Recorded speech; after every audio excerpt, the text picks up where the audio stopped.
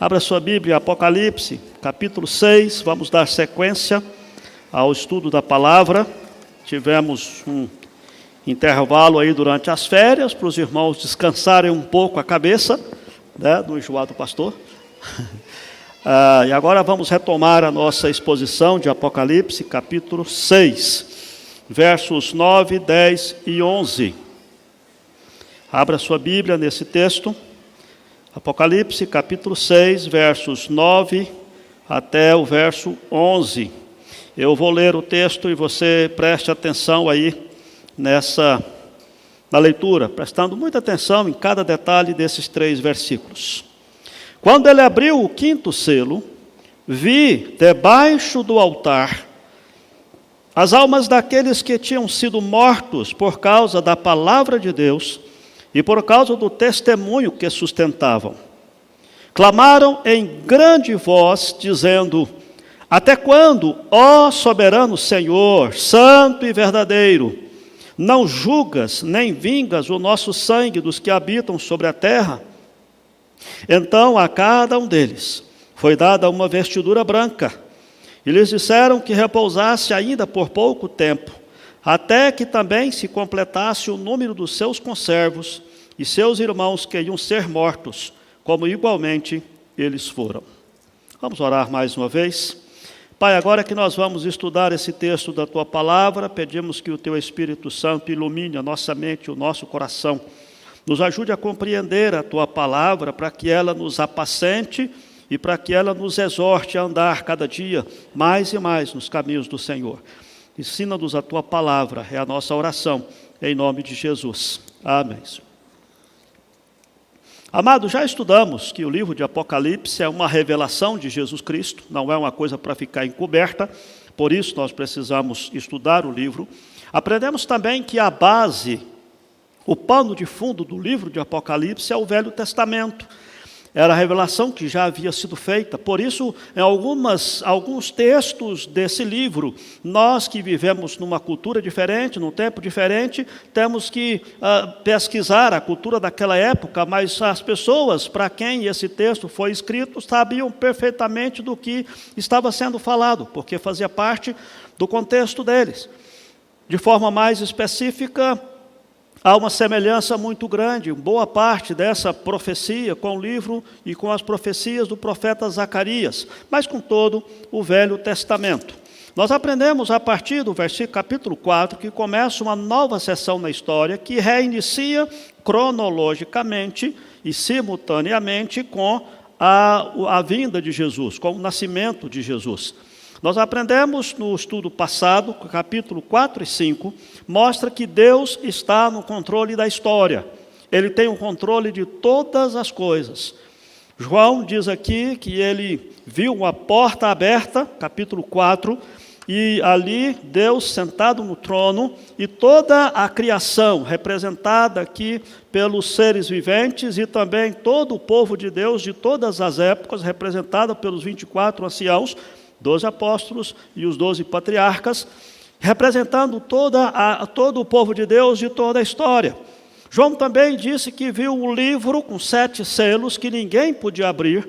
Entretanto, o livro foi colocado na mão do Cordeiro, Jesus, que tem autoridade para abrir o livro. Aprendemos que esse livro, na realidade, o judeu sabia perfeitamente, quando se falava de um livro fechado, com selos, era um testamento, que era absolutamente comum naquela época, e quando o testamento ia ser executado, cumprido, então quebravam-se os selos, lia-se o que estava no testamento e se executava aquilo que estava no testamento. Daí então nós vemos que o que estava acontecendo, a partir do capítulo 6, era a execução desse testamento, dessa escritura, desse plano que Deus estabeleceu antes da fundação do mundo. No estudo passado, nós aprendemos acerca dos 4 cavaleiros do Apocalipse, que é esse estudo que mostra que abriu o primeiro dos selos, ou começou a abrir ali todos os selos. Nós aprendemos, estudamos capítulo 6, de 1 até o verso 8, onde nós aprendemos acerca dos 4 primeiros selos. Vou pedir para a irmã passar o slide aí, por gentileza. Os 4 primeiros selos, onde ele mostra que os 4 cavaleiros do Apocalipse. E nós aprendemos que esses cavaleiros do Apocalipse, na verdade, é o julgamento de Deus sobre essa terra, sobre esse mundo, que começou desde quando Jesus nasceu. Lembre-se de Mateus capítulo 28, quando Jesus disse: toda a autoridade me foi dada no céu e na terra. E esses 4 cavaleiros do Apocalipse, representando o julgamento de Deus, guerras, ódio, fome e morte, é na realidade a execução de Deus sobre a história. Esses dias, hoje pela manhã, na verdade, o Boni, dando aula, disse: se eu fosse Deus, eu ia mandar queimar. E é verdade, mas Deus também tem essa indignação. Deus também está executando o juízo sobre a terra. Às vezes nós olhamos o que está acontecendo e pensamos: será que Deus não faz nada? Faz, é o que Deus está fazendo. É Deus punindo a iniquidade, é Deus punindo. Vocês acham que Deus deixaria passar impune a corrupção? Vamos pegar no nosso país, não vamos nem para muito longe. Se você quiser, você pode pegar toda a história da humanidade. Quantas vezes, quantas assolações, quantos déspotas, quantos tiranos se levantaram, quantas pessoas se levantaram contra Deus, decretaram a morte de Deus. E aqui no nosso país, nós estamos vendo acontecer isso. A cada dia, a cada vez, a nossa cultura, o nosso próprio governo, as nossas próprias autoridades, as nossas famílias têm sido atacadas com essa ideia de que Deus não existe, de que Deus não interfere. As pessoas proclamando de forma aberta tudo contra aquilo que Deus estabeleceu. Você acha que alguém passará impune, ofendendo a santidade de Deus desse jeito? Talvez você diga: mas pastor, será então que essas coisas... Sim, queridos, essas coisas são o juízo de Deus sobre a terra. Aquilo que aconteceu, as pestes durante toda a história da humanidade, agora até mesmo na nossa época com esse Covid, isso é sinal sim do julgamento de Deus. Guerras, as pessoas cada vez mais egoístas, cada vez mais agressivas contra os valores que Deus estabeleceu. Quando nós olhamos o desvirtuamento da honestidade, da sexualidade, a imoralidade que permeia na nossa sociedade, gente, isso não passa impune de Deus. Lembre-se disso. Quando nós olharmos um pouco mais à frente, vamos estudar sobre as 7 taças de ira. O que está acontecendo é isso. Deus já implantou o julgamento na história, já está imprimindo esse julgamento, e haverá um dia sim, que as taças da ira de Deus se encherá. E aí chegará o fim. Mas isso é um ápice que vai acontecer. Lembre-se que a pergunta maior que nós devemos fazer não é como que um Deus bom permite que coisas ruins aconteçam. Na realidade, a pergunta é: como é que um Deus santo e justo permite que aconteçam coisas boas conosco? Uma sociedade tão corrupta que agride a justiça e a santidade de Deus. Deus é paciente até demais, queridos. É aquilo que o Boni estava falando hoje, né? Se eu fosse Deus, ia dar uma... E é verdade. Nós nos indignamos com isso. E o cristão que não se indigna com toda essa situação que está acontecendo na nossa sociedade precisa repensar no seu coração a sua postura. Você não pode ver essa corrupção que existe nos nossos governantes, você não pode ver a injustiça que existe nessa terra, de quantas pessoas passando fome e outras pessoas esbanjando de forma exagerada, a desonestidade sendo como algo admirável, como algo padrão para todas as pessoas. E no último estudo, então, nós aprendemos 3 coisas, 3 aplicações que tivemos do outro estudo. A primeira é que a ira de Deus se revela contra o pecado e a rebelião. Lembre-se do nosso estudo de Apocalipse, a ira de Deus se revela do céu. Exatamente, continua se revelando, ainda hoje. Deus continua derramando a sua ira sobre o pecado e a rebelião. Deus não permitirá que seja estabelecido uma vida boa, um paraíso sem Ele. Segunda explicação que tivemos é que os cristãos serão salvos através desses julgamentos de Deus. Que nós não devemos entrar em pânico, em desespero, porque Deus está fazendo isso para o nosso bem. E que terceira, que todo aquele que invocar o nome do Senhor no meio de tanto tumulto, será salvo. O grande problema que nós aprendemos é que, enquanto Deus esteja aplicando esse julgamento sobre a terra, nós estamos na terra. Nós não fomos para o céu ainda.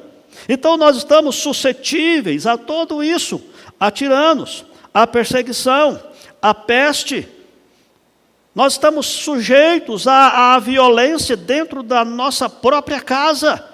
Por mais que sejamos servos de Deus, nós também somos afetados, atingidos por isso, porquanto estamos no meio dessa humanidade corrompida e decaída.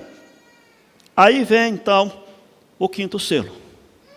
E esse quinto selo, ele indica que à medida que Deus derrama a sua ira sobre a terra, o martírio dos cristãos vai se tornando um estilo de vida para aqueles que servem ao Senhor. Cada vez mais, em determinadas épocas da história e locais. Por exemplo, aqui no Brasil, nós não temos uma perseguição aberta contra os cristãos. A polícia não vai te prender na rua porque está carregando uma Bíblia, mas se você for para outros países, isso está acontecendo de forma aberta. Nos países muçulmanos, quantos cristãos estão sendo degolados, estão sendo presos.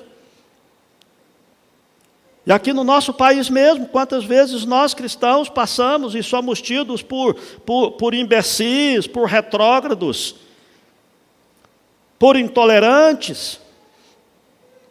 Hoje mesmo, ontem, aliás, eu vi um vídeo de um pastor lá em Belo Horizonte que foi convocado pelo Ministério Público de Minas Gerais para ir, parece-me que terça-feira agora, depois de amanhã, prestar lá um esclarecimento na delegacia, porque ele pregou que a Bíblia diz que homem é homem, mulher é mulher, e que não tem um meio termo nisso daí. Ou seja, nós estamos nessa situação. Esse selo responde à pergunta que chegou à mente dos cristãos daquelas 7 igrejas. E nós que perdemos a vida por causa da nossa fidelidade? Como é que fica a nossa situação? Eu sei que nós somos fiéis a Deus e estamos dispostos a morrer por Deus, mas e se a gente morrer? Então esse 7º selo vem falar exatamente sobre isso. Aqueles que morreram em Cristo. Por isso eu quero desafiar você, e vou pedir para a irmã ir passando lá o slide à medida que a gente for caminhando aqui, né, a pensar sobre isso. Capítulo 6, versículo 9, então, ele começa dizendo: quando ele abriu o 5º selo, eu vi debaixo do altar as almas daqueles que tinham sido mortos por causa da palavra de Deus e por causa do testemunho que sustentavam. Primeira lição que nós aprendemos nesse texto, amados irmãos, é exatamente que as almas daqueles que morrem em Cristo estão seguras em Deus. Preste atenção nisso. É preciso que a gente entenda que a morte não é o final. A gente sempre fala isso, tudo quanto é velório de crente que tem. A morte não é o final da vida. A morte é o início de uma nova vida. E esse texto ele está mostrando exatamente isso. O altar mostra que a morte dos mártires, aqueles que morreram por causa do testemunho, é vista por Deus como um sacrifício. Não como uma tragédia, não como um desastre, mas como um sacrifício, como uma oferenda a Deus. Existiam 2 tipos de altar no Velho Testamento, no templo: o altar do incenso e o altar do sacrifício. Obviamente que com a vinda de Jesus, o sacrifício queimado ele se tornou desnecessário, acabou-se o tempo dele. Portanto, aqui tudo indica que ele está dizendo ao altar do incenso, porque ele usa a mesma coisa quando fala da oração dos crentes, que também estão no altar de Deus, capítulo 8, versículo 3. Ou seja, o sangue dos mártires foi simbolicamente despejado no altar de Deus no céu, onde as almas encontram o seu lugar de descanso. Veja que ele não está falando do corpo, ele está falando que viu a alma. Lembra você que o João está descrevendo aqui, em termos, digamos, humanos, possíveis de ser descrito, uma coisa que ele estava vendo. Era uma visão. E ele vê a alma, ou as almas dos crentes, e não os corpos. Por quê? Porque exatamente, nós já aprendemos com Jesus, e também com o apóstolo Paulo, de que haverá o dia, sim, da ressurreição dos mortos, quando, finalmente, nós teremos o retorno do corpo juntamente com a alma. Quando nós morremos, o pó volta à terra, o espírito volta a Deus. Mas haverá um dia em que os mortos ressuscitarão. E unirá novamente a alma e corpo, porque Deus não veio salvar a nossa alma.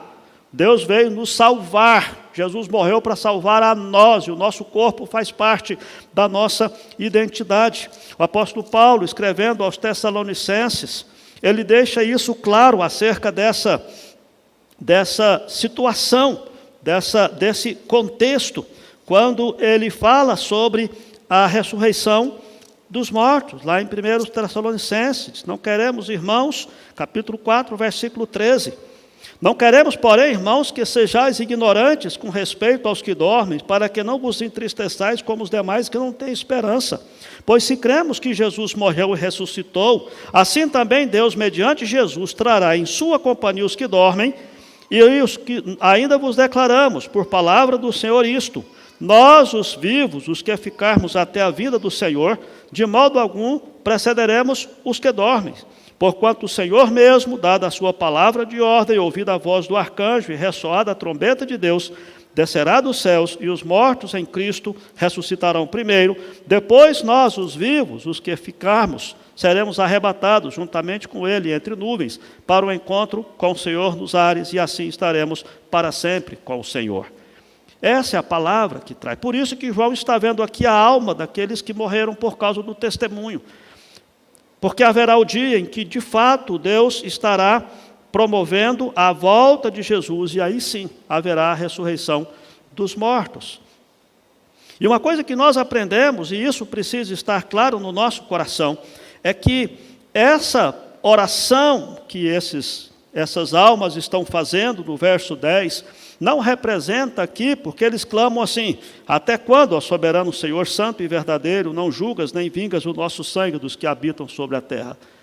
Talvez alguém diga: mas se Jesus orou para pedir perdão por aquelas pessoas, se Estevão, quando foi também apedrejado, orou, por que essas almas estão pedindo vingança? Essas almas não estão pedindo vingança, elas estão pedindo primeiro a justiça. Que a justa ira de Deus seja aplicado nessa questão do sofrimento. E por que eles estão pedindo isso, queridos? Porque o próprio Deus já havia dito que a mim pertence a vingança, e o Senhor fará justiça ao seu povo. Hebreus capítulo 10, verso 30. É por isso que antes de pedir a vingança, eles pedem a justiça. É por isso que eles estão clamando que haja logo um dia, porque aqueles irmãos, quando eles tiveram seu sangue derramado, eles tiveram ali um testemunho fiel, e a agressão a eles simbolizou uma agressão ao próprio Deus, porque eles foram mortos por causa da fidelidade a Deus. E aqui nós temos essa ideia de que eles estão clamando pela ira de Deus sobre aqueles que os mataram, sobre os ímpios que os mataram. Isso não é uma ideia nova.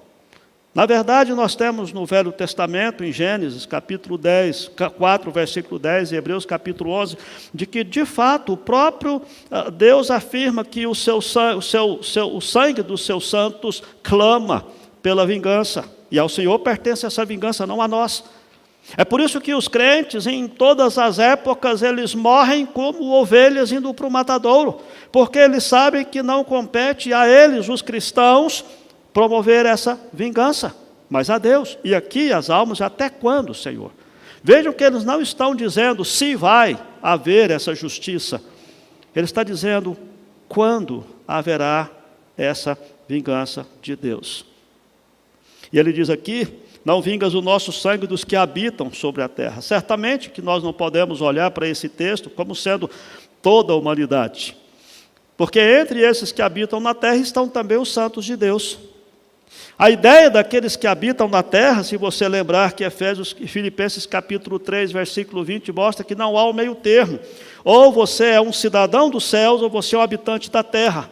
Essa descrição de que nós somos peregrinos aqui, de que o céu que é o nosso lar, aplicado aqui a essa questão dos habitantes da terra, ele está dizendo aqui que ele está se referindo às pessoas que se sentem em casa, nessa presente ordem, nesse contexto, nessa situação que estão vivendo. O que eu quero dizer com isso? Quero dizer que quando nós falamos de corrupção, quando nós falamos de violência, quando nós falamos de todo esse estado deplorável de coisas, existem pessoas que se sentem bem com isso. Existem pessoas que têm prazer em fazer o mal. Existem pessoas que têm prazer em praticar a corrupção. Existem pessoas que têm prazer em promover a imoralidade e agredir de forma aberta e declarada uma certa agressão contra todos os valores que Deus estabeleceu. É como isso que a ideia dos habitantes da terra é isso.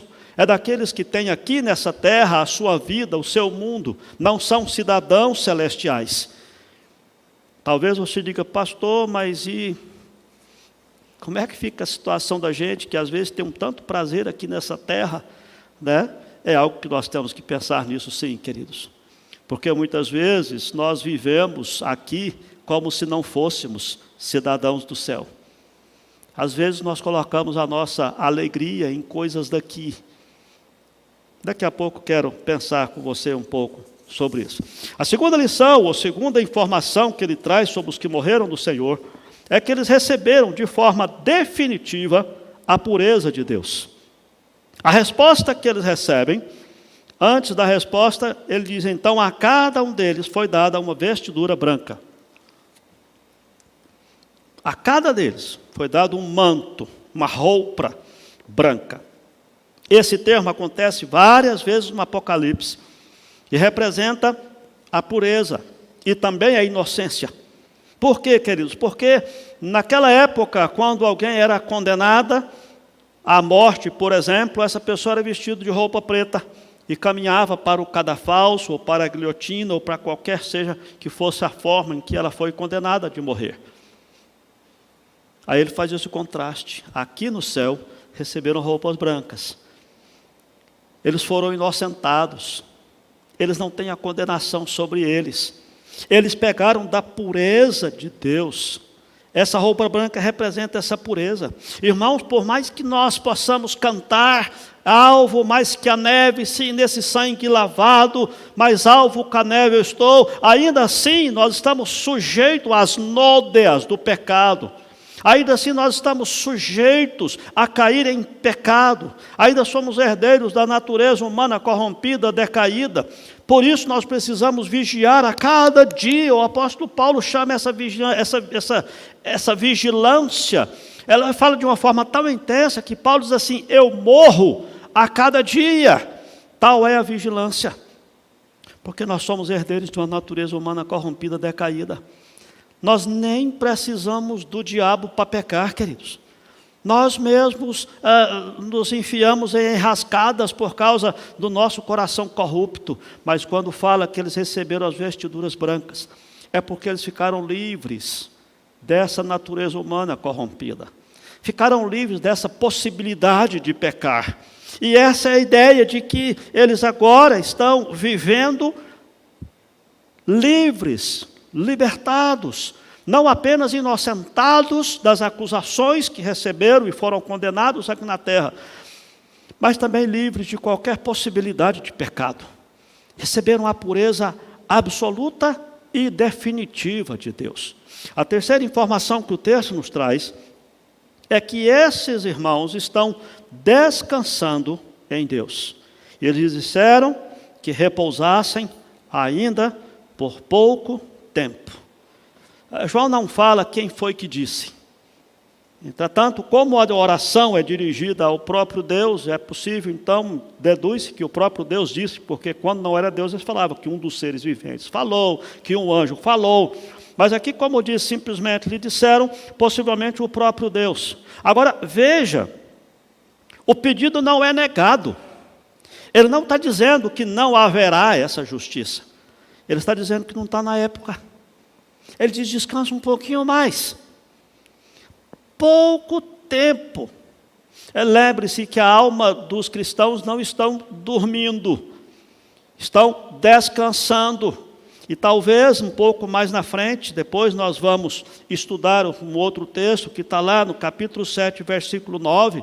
Olha só o que ele diz sobre esses irmãos. Diz assim, a partir do verso 9 do capítulo 7. Depois destas coisas vi, e eis grande multidão, que ninguém podia enumerar, de todas as nações, tribos, povos e línguas, em pé diante do trono e diante do Cordeiro, vestidos de vestiduras brancas, com palmas nas mãos, e clamavam em grande voz, dizendo, ao nosso Deus, que se assenta no trono, e ao Cordeiro pertence a salvação. E depois no verso 13, um dos anciãos tomou a palavra, dizendo, estes que se vestem de vestiduras brancas, quem são e de onde vieram? Respondi-lhe, meu Senhor, tu o sabes. Então ele me disse, são estes os que vêm da grande tribulação, lavaram as suas vestiduras e as alvejaram no sangue do Cordeiro, razão porque se acham diante do trono de Deus e o servem de dia e de noite no seu santuário. E aquele que se assenta no trono estenderá sobre eles o seu tabernáculo. Ou seja, a ideia de que a alma dos crentes que morrem não fica dormindo, mas estão servindo a Deus face a face. Estão glorificando a Deus face a face, livre de todo pecado, de toda possibilidade de pecar. Estão, portanto, descansando em Deus das suas fadigas.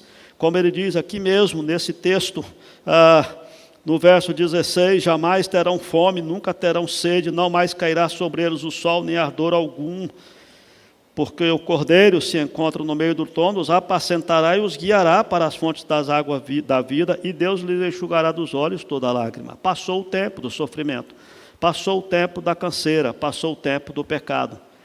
Essa precisa ser a nossa aspiração, e esse deve ser o nosso alento com relação àqueles que dormem no Senhor. E finalmente, finalzinho do texto, diz que esses irmãos não estão sozinhos. Eles estão sendo ajuntados com os demais filhos de Deus. Ele diz aqui no finalzinho que eles descansassem por pouco tempo, até que também se completasse o número dos seus conservos e os seus irmãos que iam ser mortos, como igualmente eles foram. Aqui tem uma notícia boa e uma notícia ruim. Para quem estava ouvindo aquela carta e para mim e para você. A notícia boa é que quem morre está na glória celestial. A notícia ruim, vamos dizer assim, se podemos dizer que é notícia ruim, né, uma notícia de alerta, é o fato de que muito crente ainda vai morrer por perseguição. Não acabou ainda. A ideia implícita aqui, queridos, é que o martírio continua sendo uma possibilidade para todos os cristãos, para todos os leitores de João. Você se lembra quando começamos a estudar a carta, que essa revelação de Jesus Cristo é para a igreja toda, para mim e para você. Portanto, essa declaração de que os irmãos que iam ser mortos, como igualmente eles foram por causa da perseguição pela palavra, abrange a mim e a você também. E nós precisamos estar atentos, porque haverá esse pouco tempo, não se sabe quanto terá esse pouco tempo, pode ser que esse pouco tempo esteja vencendo daqui 2 dias, pode ser que tenha mais 100 anos ou 1000 anos, não se sabe quanto ao disso, porque de fato isso está reservado para a exclusiva autoridade de Deus. Mas quando João diz que no capítulo 7, versículo 9, o texto que nós lemos, que ele viu lá uma grande multidão que ninguém podia numerar, Deus pode numerar, porque há um número completo daqueles que foram salvos por Deus desde os tempos eternos, e que, portanto, estão se juntando esses números. Portanto, quando nós olhamos esse texto, nós lembramos que a cada dia, a cada ano que se passa, vão se ajuntando aos heróis da fé, aqueles que vão indo para a glória celestial. Se você se lembra ainda, aquele texto de Hebreus capítulo 11, quando fala dos heróis da fé, no finalzinho, os 2 últimos versículos, diz assim, Hebreus 11, 39 e 40, depois de falar dos heróis da fé: Todos estes que obtiveram bom testemunho por sua fé, não obtiveram, contudo, a concretização da promessa, por haver Deus provido coisa superior a nosso respeito, para que eles, sem nós, não fossem aperfeiçoados. Então, no decorrer da história, estão sendo salvos aqueles por quem Jesus morreu, e esses vão chegando, e depois, quando você estuda lá na frente, você percebe que o privilégio de estar ali na presença de Deus não são apenas dos mártires, daqueles que morreram por causa do testemunho, por causa de perseguição, mas de todos os cristãos que partem para a glória celestial. É por isso que, de vez em quando, a gente brinca aqui na igreja, né, de forma até mesmo assim, com uma certa expectativa, né, de que quando a gente chegar no céu, a gente vai procurar alguns irmãos, os heróis da fé, aqueles do Velho Testamento que lá estão nos aguardando também, estão esperando completar o número dos eleitos redimidos. E daí também a gente vai encontrar ali os heróis da fé da época da Reforma, né? Aqueles irmãos que morreram naquela época. Depois nós vamos encontrar também os heróis da fé do nosso círculo de amizades. Juntar de novo lá com Otiniel, com Vasco, com o irmão Paulo Tomé, com todos aqueles que partiram para a glória celestial, estão nos aguardando. Estaremos juntos um dia. E a palavra diz que é por pouco tempo. É por isso, quando se fala em pouco tempo, irmãos, é que Deus está promovendo o julgamento sobre a terra através daqueles 4 cavaleiros do Apocalipse, através de guerras, de peste, de ódio entre as pessoas, até mesmo entre pais e filhos, entre irmãos, através de fome, através de opressão. Tudo isso é parte do juízo de Deus. E à medida que esse juízo vai acontecendo, também os crentes passam por tudo isso, têm a sua fé purificada, a sua confiança em Deus testada e aprovada, e vão partindo para a glória celestial até o dia em que se completar a taça da ira de Deus. Depois nós vamos estudar isso um pouquinho mais na frente, e finalmente Deus dizer, chega, acabou o pouco tempo. Aí nós, os vivos, os que estivermos naquela época, o apóstolo Paulo usa essa terminologia, né? E algumas pessoas dizem, Paulo errou, coitado, porque ele achou que estaria vivo quando Jesus voltasse, né? Mas não errou não, queridos. Paulo nos ensina que nós temos que ter essa visão, nós temos que viver dessa forma, como se Jesus fosse voltar amanhã ou ainda hoje. É assim que o crente tem que viver. Nós precisamos falar, nós os vivos, os que estivermos vivos, quando Jesus voltar, seremos transformados. Porque se você tiver essa convicção absoluta de que Jesus voltará e que poderá ser ainda hoje, certamente a sua postura diante desse mundo será diferente. Lembre-se, portanto, que a experiência da igreja na terra, já libertada, consagrada, coroada pelo Cordeiro, mas ainda está atacada pelos inimigos. É algo que se reflete também dos mártires que no céu aguardam ansiosamente a justiça de Deus, agora adiada, para ser aplicada no tempo certo estabelecido por Deus.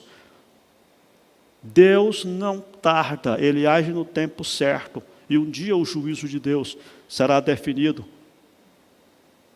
Lembre-se disso, inclusive com a disciplina dos seus filhos. Jeremias, capítulo 15 ou 16, por ali, depois você lê o livro todo, você vai achar esse versículo lá, né? Lá fala, quando Deus diz para o seu próprio povo, ali no contexto do Velho Testamento, quando Deus diz assim, eu estou cansado de ter misericórdia, de ter paciência com vocês. E às vezes eu fico pensando, aquela indignação que o Boni mostrou aqui hoje pela manhã na aula dele, se eu fosse Deus... Eu fico pensando como que Deus é gracioso e misericordioso e age no tempo certo. Mas Ele continua agindo, Ele continua ministrando o seu juízo sobre a terra. A cena demonstrada aqui no 5º selo, das almas que do céu imploram a Deus que faça justiça, são instruídas a serem pacientes. Então, quando chega no 6º selo, aí chega o momento quando ele fala que João retrata o juízo, o dia do juízo. Aí no 6º selo, sim, ele fala o que vai acontecer no dia do juízo, que é o estudo nosso próximo estudo que estaremos tendo do livro de Apocalipse. Eu queria trazer 2 aplicações para o seu coração nesse momento. A primeira aplicação dessa palavra é que você guarde no seu coração um conforto quanto aos seus queridos que morreram ou que morrerão em Cristo. Nós precisamos estar lembrando, apesar de que os 4 cavaleiros do Apocalipse estarem em plena atividade, do povo de Deus estar sendo massacrado, os nossos queridos que morrem por causa desse julgamento de Deus sobre a história e sobre a humanidade, esses queridos que morreram estão na glória, queridos. É óbvio que quando nós olhamos essa situação, nós ficamos com o nosso coração quebrantado pela saudade, pela falta dos nossos queridos. Mas não é apenas uma retórica, não é apenas uma frase de autoajuda dizer que eles estão numa situação melhor. Não, é a palavra que diz, é Deus que diz que eles estão perante o Senhor, servindo e vendo ao Senhor face a face. Nós precisamos ter o nosso coração confortado por isso, a fim de que nós possamos exortar uns aos outros e apacentar uns aos outros com essa palavra de Deus, de que os nossos queridos estão na glória celestial e um dia nós haveremos de reencontrá-los. Talvez algumas pessoas dizem, mas pastor, como é que a gente sabe que vai conhecer lá no céu? Não sei, a palavra diz que quando no Monte da Transfiguração, os discípulos de Jesus identificaram os patriarcas que apareceram ali. Então nós sabemos que haveremos de encontrar os nossos queridos que hoje estão com o Senhor, entrar na posse do reino. A morte não os separou de Deus, pelo contrário, a morte os levou face a face com o Senhor. E a segunda aplicação que queria deixar com os irmãos é um alerta quanto à vigilância de todos nós. Irmãos, nós precisamos mudar a nossa postura.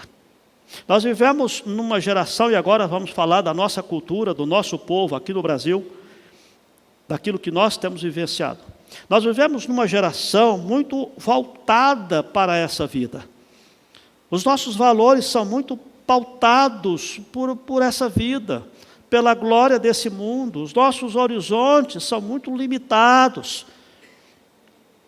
E a palavra de Deus já tem dizido que se a nossa esperança está além, ou está aqui nesse mundo, nós somos os mais infelizes de todos os homens, porque não desfrutamos da imundícia desse mundo, mas também não nos preparamos para usufruir dos prazeres celestiais.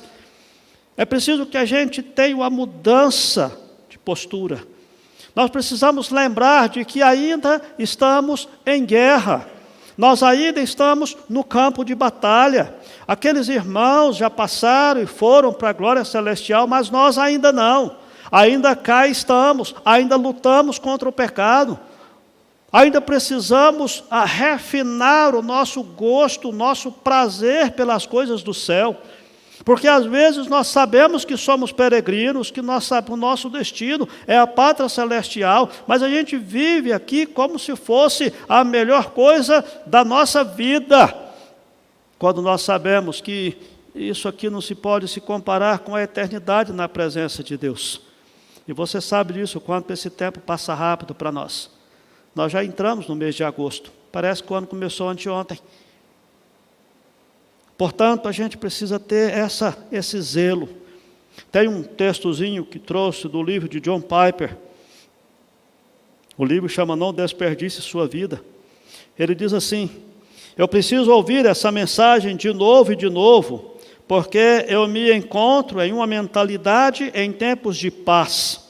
Eu estou ligado por natureza para amar os mesmos brinquedos que o mundo ama. Eu começo a me encaixar. Eu começo a amar o que os outros amam. Eu começo a chamar a terra de lar. E antes que eu perceba, eu estou chamando luxos de necessidades e usando o meu dinheiro do jeito que os incrédulos fazem. Eu começo a esquecer a guerra. Eu não penso muito nas pessoas que perecem. Missões e povos não alcançados saem da minha mente. E às vezes isso acontece. nós voltamos os nossos olhos para os nossos projetos, para as nossas perspectivas terrenas, e esquecemos que tudo isso só tem sentido se estiver dentro da vontade de Deus e cumprindo com os propósitos de Deus.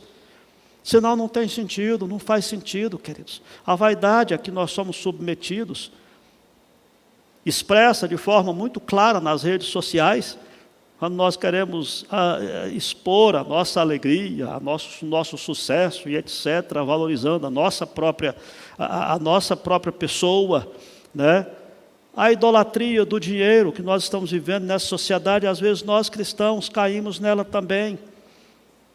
E é preciso que a gente entenda e saiba de uma coisa, irmãos. Pouco tempo nos resta. Pouco tempo. Agora mais ainda, porque quando esse texto foi escrito já tem 2000 anos. Então já se passaram 2000 anos. O tempo está mais curto ainda do que foi naquela época. Que a gente tenha sempre essa expectativa do céu. E que ao olhar para o céu nós possamos viver aqui com essa perspectiva de que não somos cidadãos daqui. Não podemos nos agarrar às coisas desse mundo. Ah, pastor, mas e quando meus irmãos, meus parentes morrem, estão indo para junto do Pai? Não se preocupe, alegre-se o seu coração. Dizer que Deus concedeu um tempo aqui, foi bênção na nossa vida, os queridos que partiram, e eles estão na presença de Deus, esperando por nós. Logo, logo nos juntaremos a Ele quando chegar o número dos eleitos de Deus, dos escolhidos de Deus, redimidos. Aí sim, Deus haverá de executar a sua justiça, o seu juízo sobre essa terra. Que Deus abençoe o seu coração, que você guarde essa palavra no seu coração e quem sabe você possa repensar alguns procedimentos seus que precisam ser colocados em ordem diante de Deus. Olá, que bom ter você por aqui. E aí, gostou do vídeo? Então não se esqueça de se inscrever no nosso canal, ativar o sininho para receber as notificações dos outros vídeos que virão, curtir esse vídeo e principalmente, é claro, compartilhar ele com as pessoas que você ama, para que elas também sejam edificadas e abençoadas por essa mensagem. Nos siga também nas outras redes sociais que estão aparecendo aí na sua tela, para você poder acompanhar melhor os nossos horários e as nossas programações. Tá bom? Que Deus abençoe sua vida e até o próximo vídeo.